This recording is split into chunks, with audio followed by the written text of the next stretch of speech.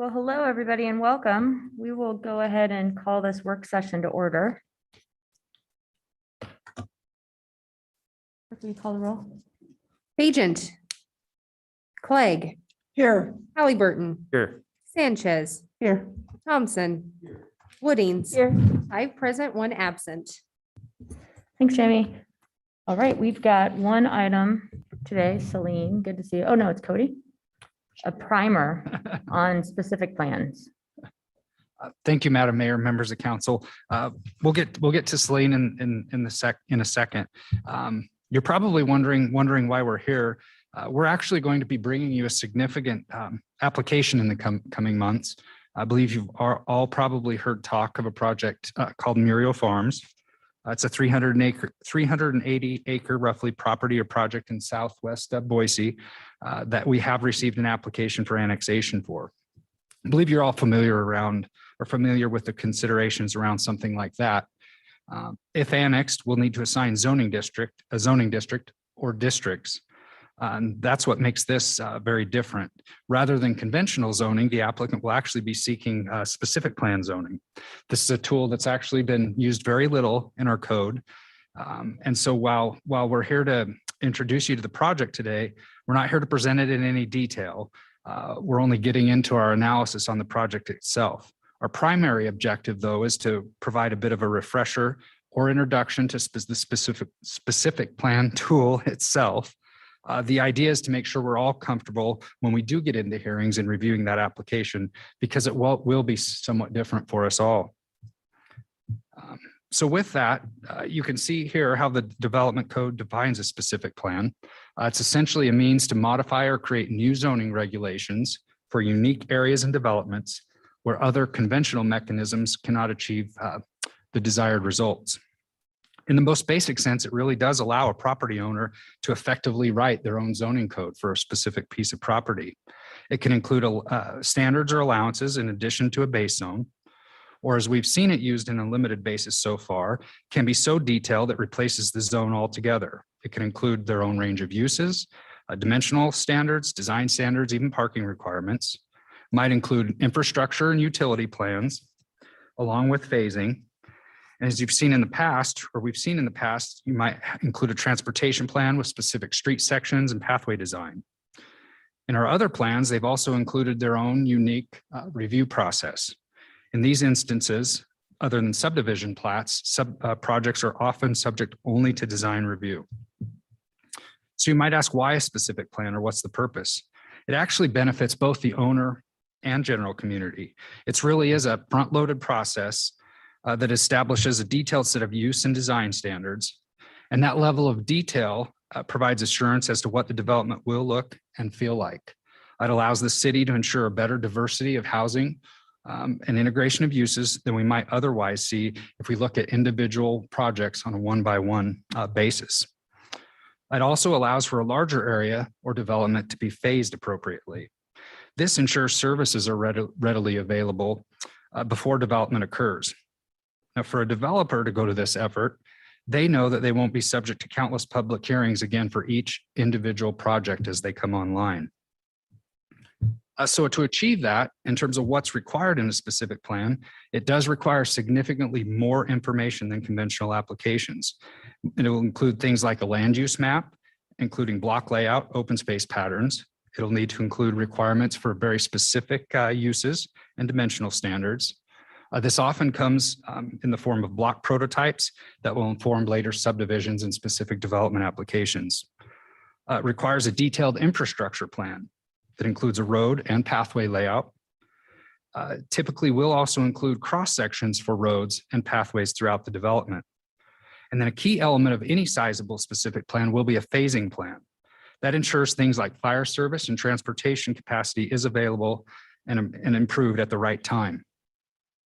Detailed specific plans will often also include design guidelines for architecture and landscaping. And then finally, it can specify a review and approval process for individual projects. And so with that information, the approval criteria aren't that much different than the other applications you see. Like most, you'll ultimately be asked if the project is consistent with the comprehensive plan. Similarly, you'll need to find compatibility with surrounding development. More significant, though, with projects of any size is to ensure that adequate provisions for utilities and services are available. Often these won't all be in place at the time of application. And that's where we'll need a well thought out and detailed phasing plan become very important.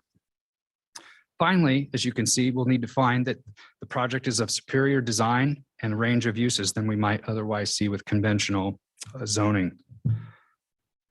In terms of specific plans, we've actually only had the three. As you can see here, Harris Ranch, Barber Valley, which are well under construction, if not closer to completion, and then Syringa Valley, which is just getting started with construction. You might not consciously think about it, but you actually don't see many of the specific applications in these projects. The exception would be the subdivision plats, and it's actually rare that we have much in the way of opposition. Now, in the case of these plans, we do have some lessons to learn. Certainly, with both, I think we've seen that some sort of structure written into a specific plan around a regular review or update to council is important. And then also what we've noticed as these areas develop, we've especially seen this in Harris Ranch, extensive outreach occurs before they submit. But then as the neighborhood grows and develops, new residents move in and they weren't involved with a specific planning effort at all. And so some sort of regular cadence for updates to keep them in the loop is very important. I think finally, if you'd ask Harris Ranch, there's a danger in providing too much detail in the plan. And they've been back for very minor changes, but they've modified it, I think, 7 or 8 times now.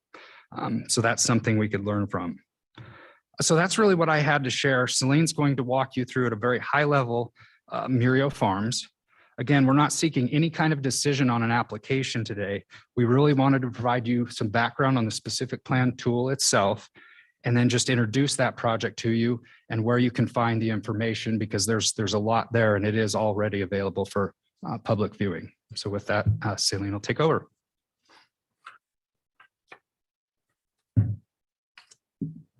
Great, thanks, Cody. So we'll jump into Murillo Farms, Boise's next specific plan, or SPO4.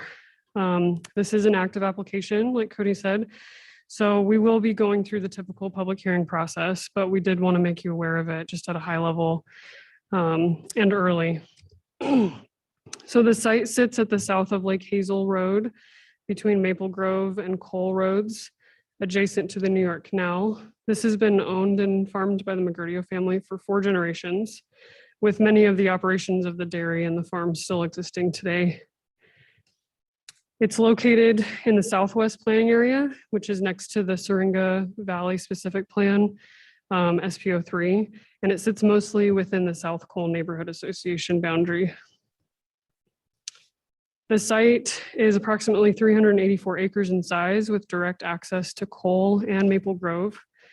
Cole extends to the south over the canal and then ends near the Birds of Prey Center, while Maple Grove does not cross over the canal at this time.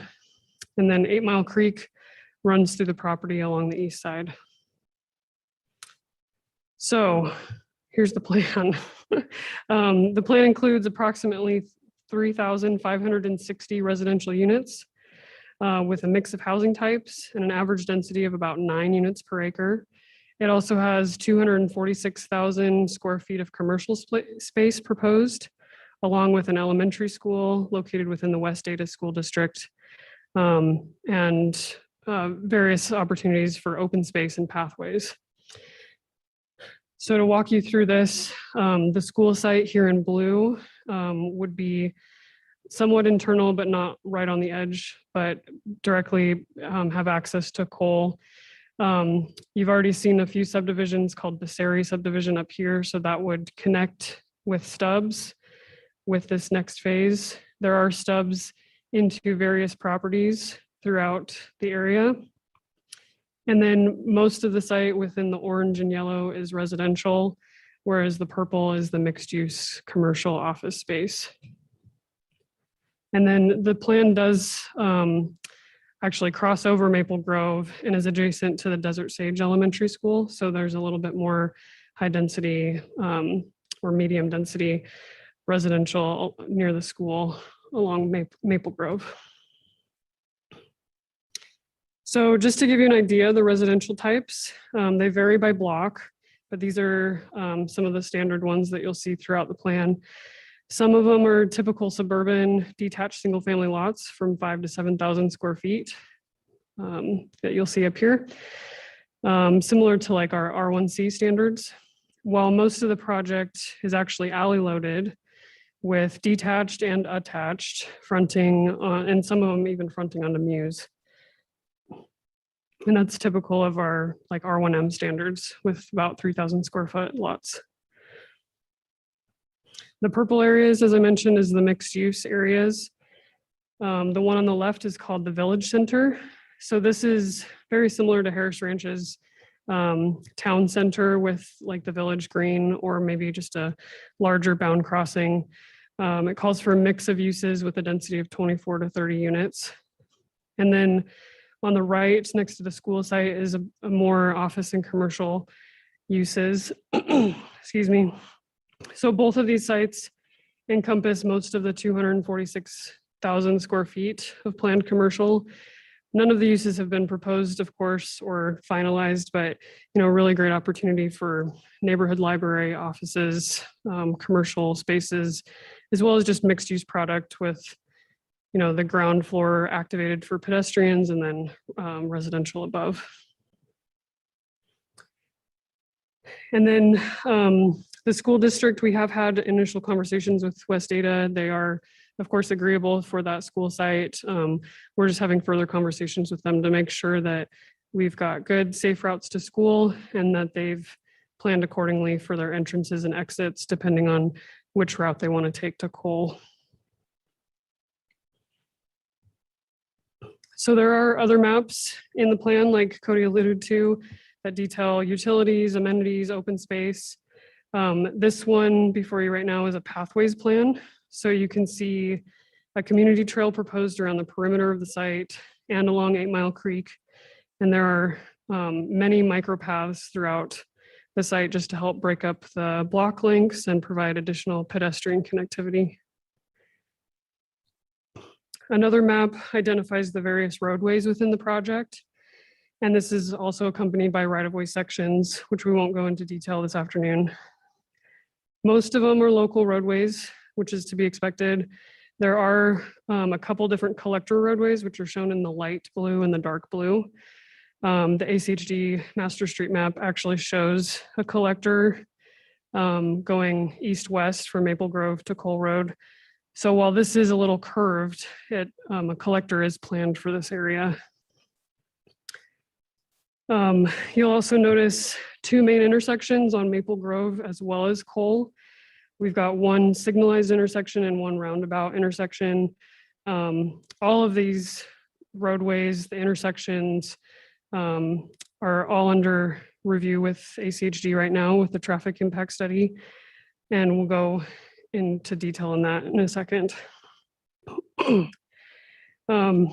The traffic impact study, though, is in its 3rd round of review. And so we're hoping that that can be finalized here soon. And then we can start having more detailed conversations about phasing. And speaking of phasing, there's also a phasing map included in the plan. So you'll see phase 1 is off of Cole, connecting in with Passeri subdivision. But then phase 2 and phase 3 is off of Maple Grove. This is where the sewer stub comes in for the main sewer line, which we'll get into in a second. So all of these, and then you'll see the subsequent phases throughout the plan. All of these discussions about phasing and build out is certainly where we are spending the bulk of our time right now. There's a lot of pieces and parts to kind of wrangle in. And so the most important ones that we're focusing on is the sewer build out, the fire services, and then the transportation capacity. So with regards to sewer, you can see in green, the main line comes from Maple Grove and will come actually stubbing in from Tarp Drive, which is right here. And then, of course, some of the lines will come in from the Vicinity sub on the coal side. There's no issues with capacity. It's simply just building it out, and that takes time. And then they'll extend throughout the site, going to the southeast towards coal. And fire services, right now, there's not a fire station within range for the site. And so you all have seen an annexation recently next to Lake Hazel and Orchard. That annexation dedicated a fire station site. While that's a condition of that approval process, the site hasn't been selected right now. So it's not planned for, designed, obviously constructed. So the ETA for that fire station is about 10 years out. And I think the most important thing to point out for this is that, it doesn't, just because the fire station isn't there doesn't mean that we can't allow for some building. And so those are the kinds of conversations we're having right now as far as phasing and making sure we come up with conditions or, figuring out what can be allowed to be built right now and focusing on a certain number in order to phase it properly while we make sure stations are coming online and services are available. Madam Mayor. Yes. Thank you. Celine, this is the first map I've seen with this most southerly fire station planning, unless I've missed something. That's across the New York Canal. I guess I'm surprised to see that one on there. That one, yeah. This one. This was in the fire siting plan that you all adopted this spring? Was it this spring, last fall? It was a recent discussion with fire. I can't remember. I believe Romeo might be available virtually if he can throw me a lifeline here. There he is. Madam Mayor, Council. My perspective, we need to have a little more discussion about that. Okay. Certainly, and Romeo is here available there. I see him right now. So, I mean, these are certainly discussions that you've all had, for quite some time, and there's a lot of discussions in various other parts of town too. So we're certainly mindful of this. And then there are 2 fire stations within range within the Whitney Fire District. The one that is existing right now on Cole Road, and then the one that's planned on Lake Hazel, but of course that's for Whitney Fire and not within City of Boise jurisdiction. So yes, definitely more conversations to come. Okay. And then lastly, the traffic. So the TIS right now shows widening of roadways along, the TIS right now is under review by ACHD, as I mentioned, with the proposed project, approximately 3,500 units, the 246,000 square feet of commercial, plus a school with a capacity of up to 800 students. The average daily trip for this project would be 41,680 trips per day, and that includes the background traffic as well, not just for the site and the project. So it's obviously a big number, right? I mean, the site is 384 acres. And so it does give us an opportunity to really look into the future. This is a build out projection for 20 years by the year 2040, and does take into consideration the surrounding growth from the other areas of town, not just in Boise, but Meridian and Kuna as well. And so seeing this project definitely gives us a much more holistic view to look ahead and see what those traffic implications will be and how we should plan or mitigate for them.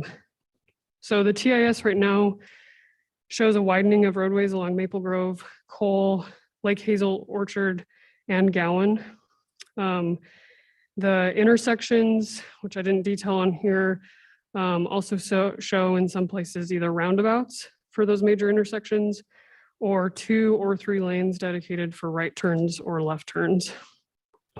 That's not something we typically see in Boise. And so certainly a lot more opportunities for discussion on how we phase this, how we build it out, or how we plan for transit and other modes of transportation even though this is, on the edge of Boise city limits.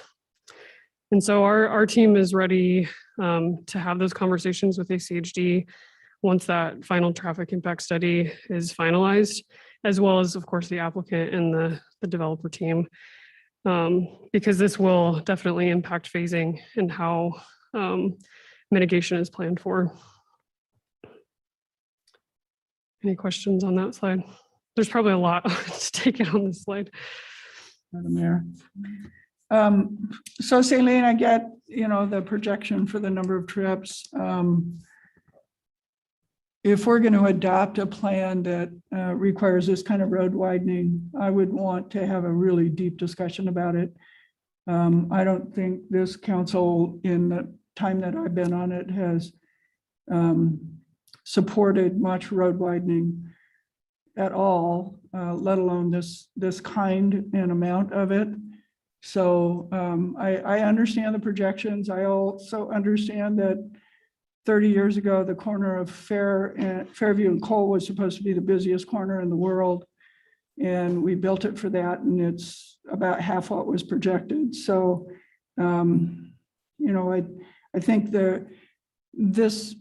for at least from my perspective, this requires a lot of pretty deep discussion. Definitely. And we're just waiting for that TIS to be finally reviewed, so then we can, both jurisdictions can come to the table and really talk through it and see what we'll all be okay with.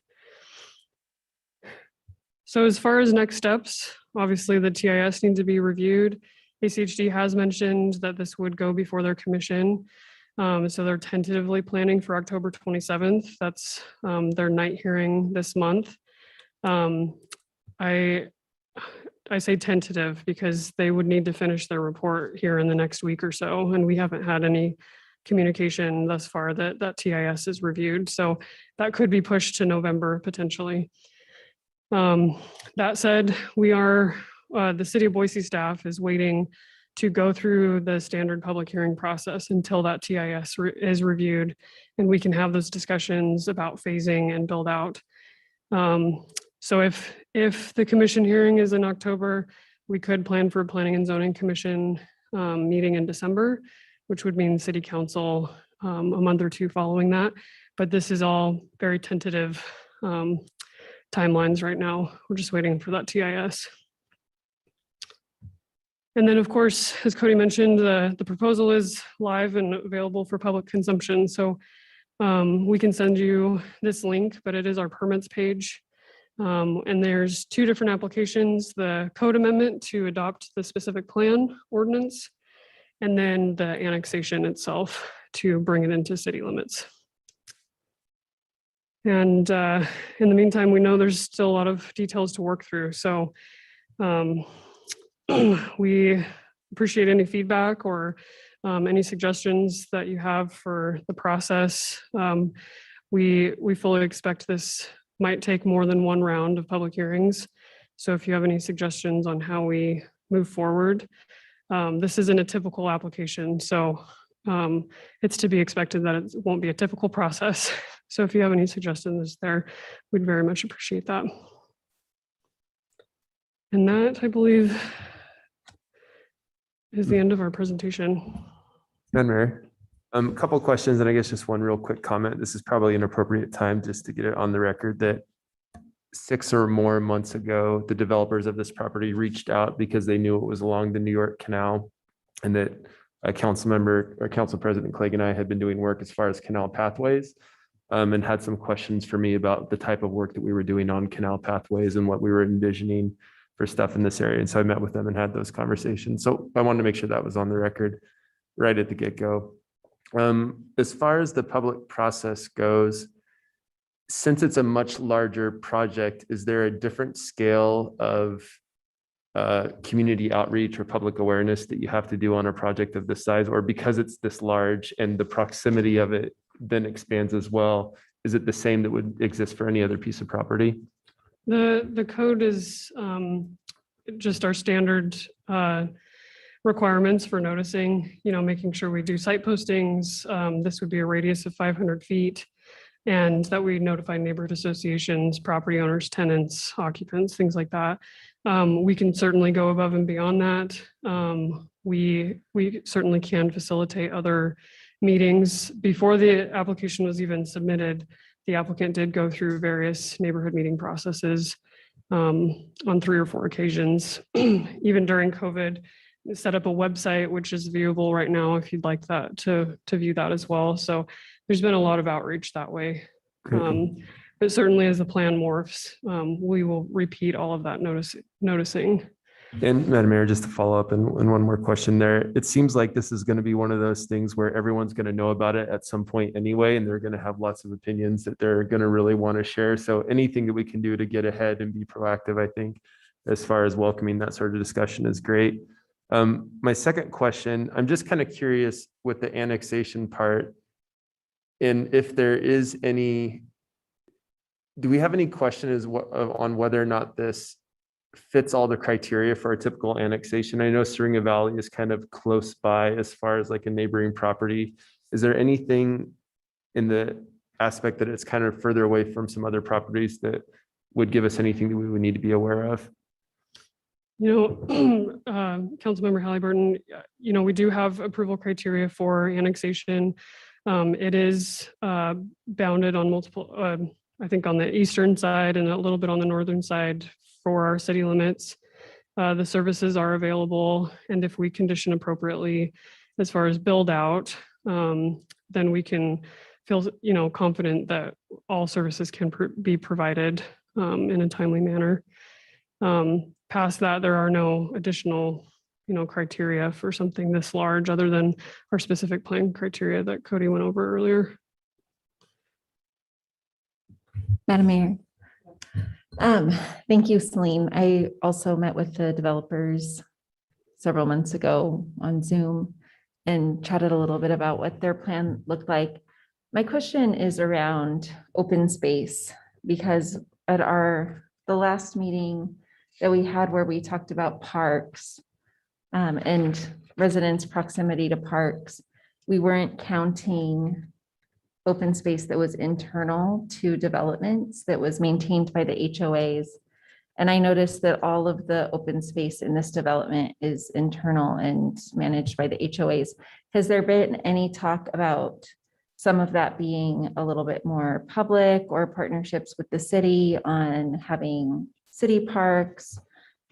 Or do we have any planned parks in that general vicinity that would then be developed out as this develops also? Councilmember Woodings, we have had discussions with Park and have certainly included them during our interdepartment meetings. There has been no discussion about having a city park here. And as far as maintenance and cost, Parks has preferred that it be privately owned and maintained, but certainly publicly accessible, especially for those major trails along the canal and things like that. Great, thank you. And I think it goes back to what my comment was when we were talking about open space last time, that perhaps we should be including some of those in those open spaces that are internal to developments when we're inventorying folks' distance from open space, because a lot of that, was a lot like this, where it was a condition of development that there was open space internal to those neighborhoods. So I think that as we're kind of going through this, making sure that this development kind of fits that criteria for what we want for all of our residents would be really important.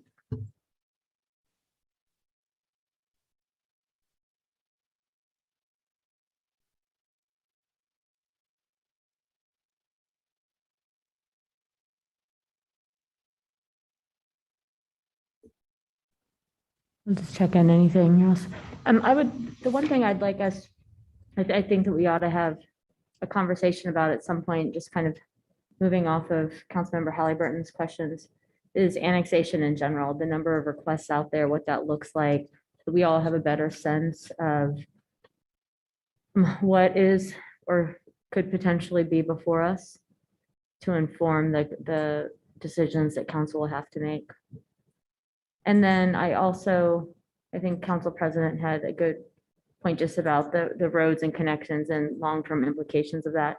You know, my sense of the early specific plans is that we, as a council member, had quite a bit of time where we worked through different elements of that outside of or apart separately from the final hearing on it. Might have been in the development of the proposal. I can't remember.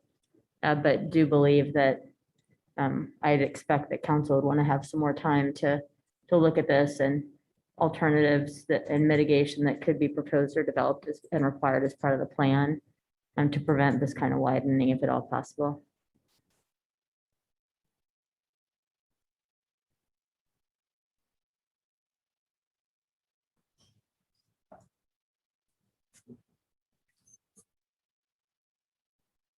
Madam Mayor. Yeah. So in keeping with the reason we created the specific plan ordinance, and to your point, making sure that we're prepared as a city in this area to really answer some of those questions, big picture. And, you know, I'm looking, for instance, at this identification of Holly Lane and, you know, knowing the comments that we received from folks who lived up there when we considered the Syringa Valley neighborhood. Not sure we've done any better planning yet for that eastward connection to Pleasant Valley and the concerns that folks there are going to have about, you know, the pressure to travel through their neighborhood to make that connection. My earlier comments about the fire protection, that's, as I'm looking at the map, that southernmost section is already somewhat developed at very low density. And I'm not, you know, I really need to understand why we would want to site a fire facility in a place like that. So at least for me, you know, it's the transportation, the connections, the other infrastructure, making sure that we have a really good handle before the application is before us about some of the answers to those questions, if it's possible.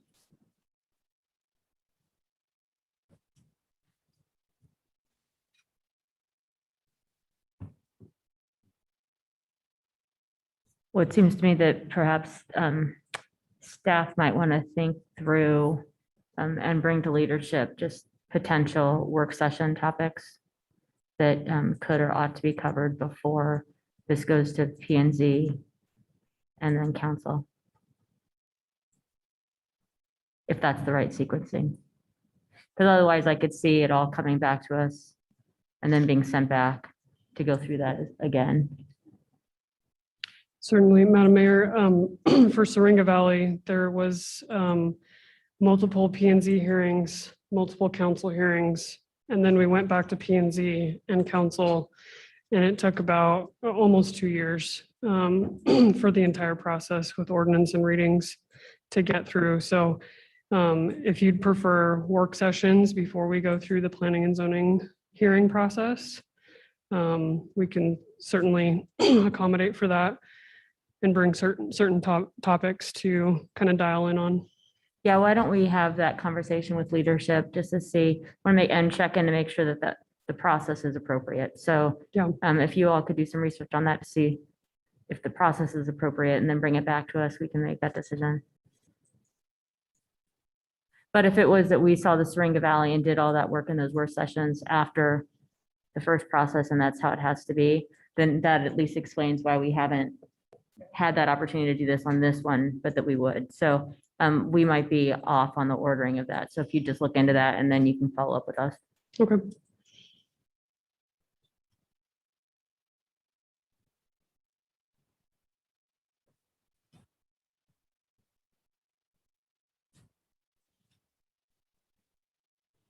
All right. All right. Well, we appreciate your time. Thank you. Thank you very much. It was good to see you. So we had a cancellation of executive session. Sorry to bring everybody in so early. So we are going to go ahead and recess now. This was faster than expected as well until dinner and then council at 6. See you all soon.